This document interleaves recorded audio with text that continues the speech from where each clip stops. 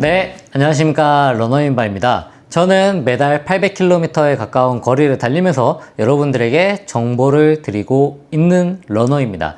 많은 분들이 이 제품에 대해서 기대하셨을 거라고 생각하는데요. 오늘 제가 소개시켜 드릴 제품은요, 바로 메가 블라스트입니다. 과연 이 메가 블라스트가 빼놓을 수 없는 슈퍼 블라스트와 어떤 점이 다른지, 그리고 제가 생각하는 최종 결론까지 한번 얘기를 드려보고자 합니다. 바로 시작하도록 하겠습니다. 대략 90km 정도 달렸고, 그 중에 한 번은 가장 중요한 장거리 훈련을 했고, 이 신발을 신고 풀코스를 뛰어보고 한번 지금 리뷰를 남겨보고자 합니다. 네, 자, 먼저 이 제품에 대해서 간략하게 스펙에 대해서 한번 설명을 드려보도록 하겠습니다. 이 스펙이라고 하는 거는 제가 테크 시트를 받지 않았기 때문에 이것저것 좀 찾아보면서 했기 때문에 정확하지 않을 수는 있다. 한번 참고해 주시고요. 제가 한번 빠르게 설명을 드려보도록 하겠습니다.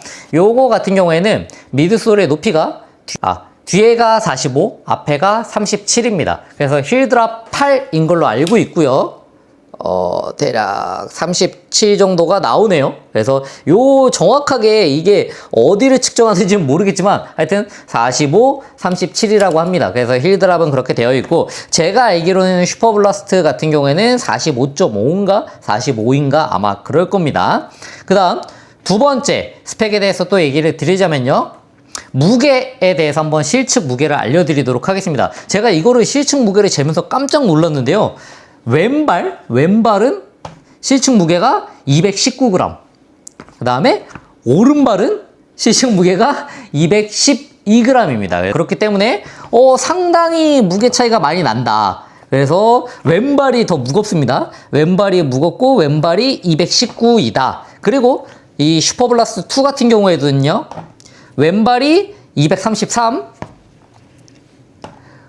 오른발이 228입니다. 그래서 왜 둘 다 왼발이 무거운지 모르겠지만 하여튼 똑같은 발 기준으로 하면요, 오른발 기준으로 하면은 212, 228이기 때문에 대략 16g 정도 가벼워졌다고 생각해 주시면 됩니다. 그래서 무게에 있어서는 경량화가 되었고요. 둘 다 사이즈는 255 사이즈입니다. 그래서 두 개 다 사이즈는 255 사이즈로 동일하고요. 그 다음에 변화점이라고 한다면요, FF 터보 스퀘어가 돼서 뭐 쉽게 얘기하자면은 미드솔이 ATPU로 변경되었다 라고 생각해 주시면 되고요. 그 전에는 FF 터보 플러스와 그 다음에 FF 블라스트 플러스를 섞어서 만든 이중이었습니다. 접합해서 만든 제품이었는데, 요번에 가면서 하나의 단일한 미드솔 소재로 변경되었고, 미드솔 소재가 ATPU로 변경되었다. ATPU의 특징이라고 한다면은 제가 느끼기에는 조금 더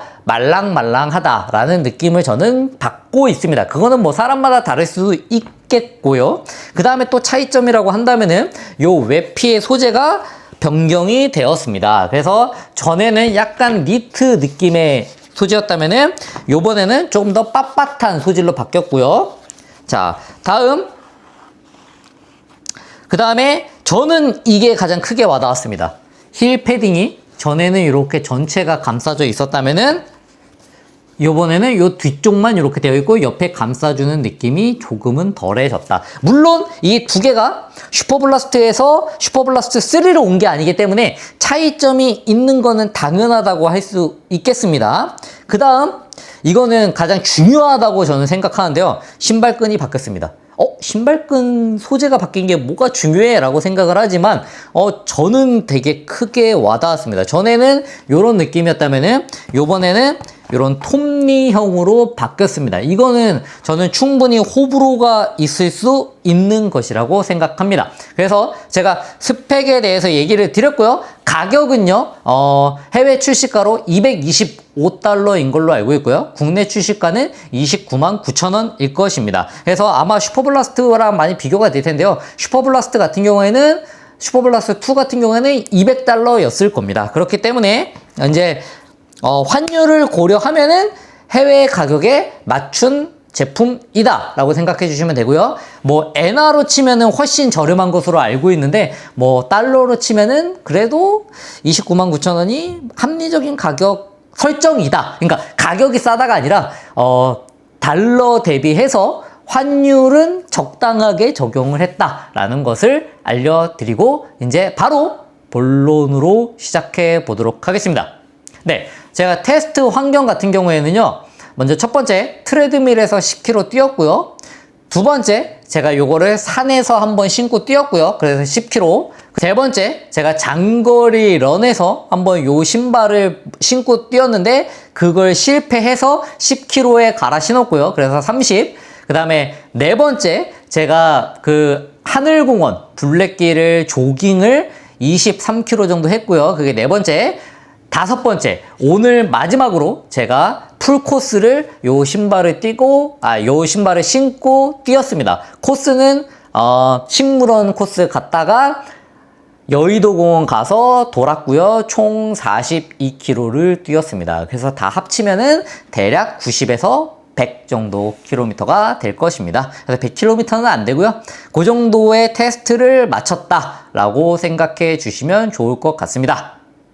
네, 그러면은 이제 빠르게 한번 제가 느낀 점에 대해서 설명을 해보도록 하겠습니다. 네, 첫 번째, 사이즈감에 대해서 한번 얘기를 드려보도록 하겠습니다. 둘의 사이즈가 거의 동일하고 밑에 바닥의 너비도 거의 동일하다고 할 수 있는데요. 제가 조금 느꼈던 건 뭐냐면요. 요 정확한 이 토박스의 길이를 한번 제가 재서 알려드리도록 하겠습니다.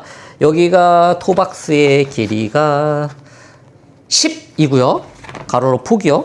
그 다음에 얘는 토박스의 가로 폭이 9.5 정도입니다. 이게 정확하지 않을 수 있는데요. 실제로 신었을 때 느낌이 토박스가 훨씬 넓어졌다는 느낌이 들었습니다. 사이즈는 두 개가 동일하고요. 그러니까 동일 사이즈 255 사이즈인데 토박스가 조금 넓어졌다는 느낌이 들었습니다. 그래서 요게 호불호가 있을 수 있다. 저 같은 경우에는 토박스가 너무 넓다는 느낌이 들었습니다. 그래서 전에는 좀 더 밀착되는 느낌이 들었는데 요번 신발은 조금 토박스가 너무나도 넓은 느낌이 든다. 그리고 두 번째, 니트 소재의 변화입니다. 이 소재가 어퍼 소재의 변화인데요. 이 어퍼 소재가 전에는 니트 형식이었는데 요번에는 약간 빳빳한 느낌으로 갔는데 요것도 호불호가 있을 수 있다.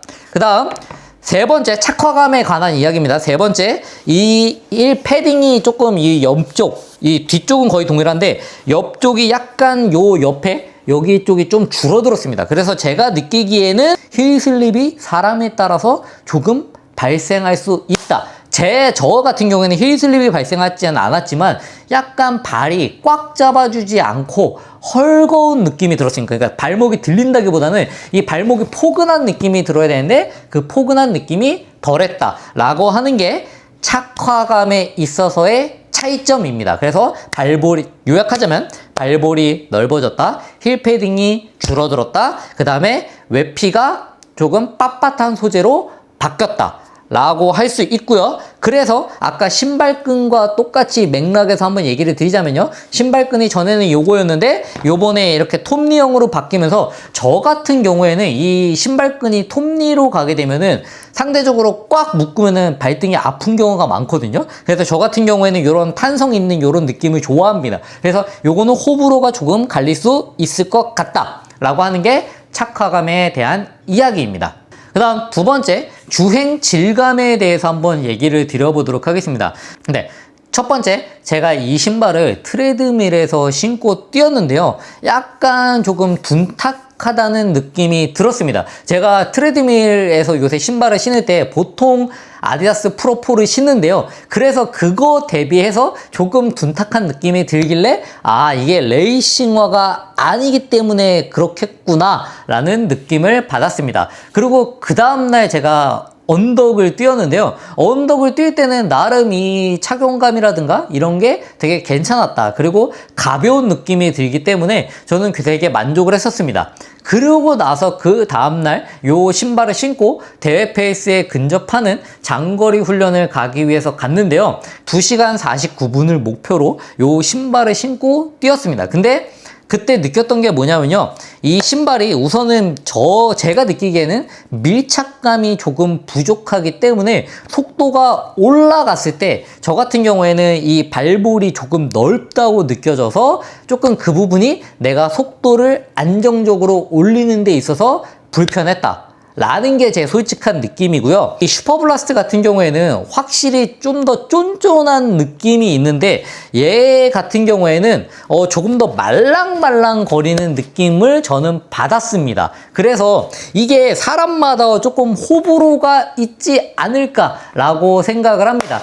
이 슈퍼 트레이너라고 하는 이 신발에 대해서 내가 기대했던 것과 이 느낌이 너무나도 달랐다? 라고 저는 표현해주고 싶습니다. 왜냐하면요, 슈퍼블라스트에서 넘어오면서 가격이 올라갔고 미드솔의 소재가 바뀌었기 때문에 ATPU라고 하는 거는 조금 더 레이싱화의 요즘에 가장 주력으로 트렌디하게 사용하고 있는 거기 때문에 저는 사실 이 신발에 기대했던 거는 요 슈퍼블라스트보다 조금 더 공격적인 신발에 가까운 것을 저는 기대했었습니다.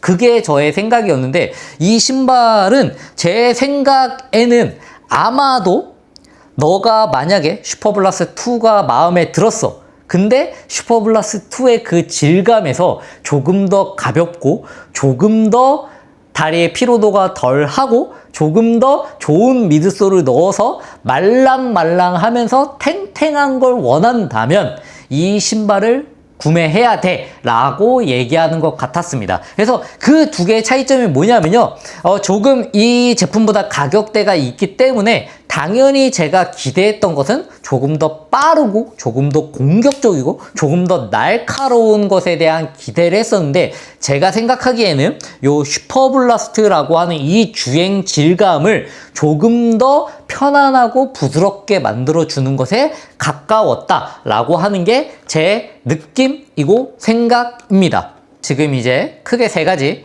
스펙, 착용감, 그 다음에 주행 질감에 대해서 한번 얘기를 드렸습니다. 그래서 빠르게 제가 이제 결론을 한번 내보도록 하겠습니다. 크게 세 가지, 장점 세 가지, 단점 세 가지를 한번 나열해 보도록 하겠습니다. 그리고 결론까지요.